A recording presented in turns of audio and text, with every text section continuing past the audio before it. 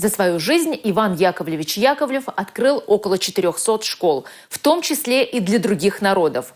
Памятные мероприятия к 175-летию со дня рождения великого просветителя прошли и в его родном селе Кошки Новотимбаева.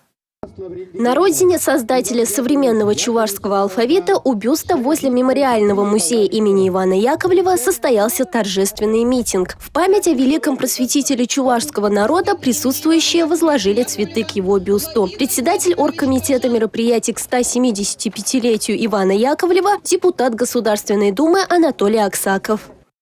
Я вырос в Крыму и об Иване Яковлеве слышал от своих родителей, чувашей. Они выписывали журнал «Таванадал», «Ялав» и много говорили об Иване Яковлеве, великом человеке, замечательном человеке, учителе чувашского народа. Потомки Ивана Яковлева очень известные и высокообразованные люди. Они рассказали, что живут согласно духовному завещанию Ивана Яковлева. Когда я первый раз прочла завещание Ивана Яковлевича Яковлева, я поняла, что все эти принципы живут в семье, в нашей семье, семье потомков Ивана Яковлевича.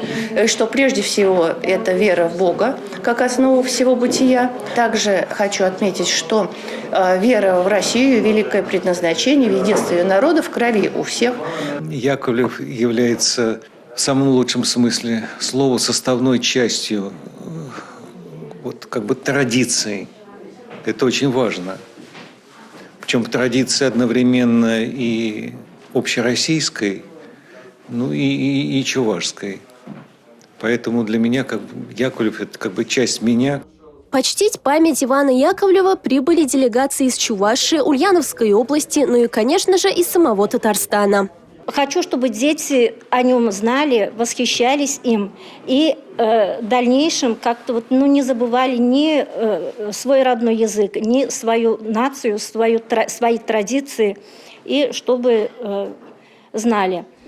После митинга и церемонии возложения цветов в Тетюшском районном доме культуры прошла научно-практическая конференция «Педагогическое наследие Ивана Яковлевича Яковлева». На ней прозвучали выступления научных работников Татарстана, Чувашии, Ульяновской области, посвященные педагогической и духовно-просветительской деятельности знаменитого педагога, писателя и переводчика. Милена Алексеева, Алексей Зотиков, Игорь Зверев. Республика.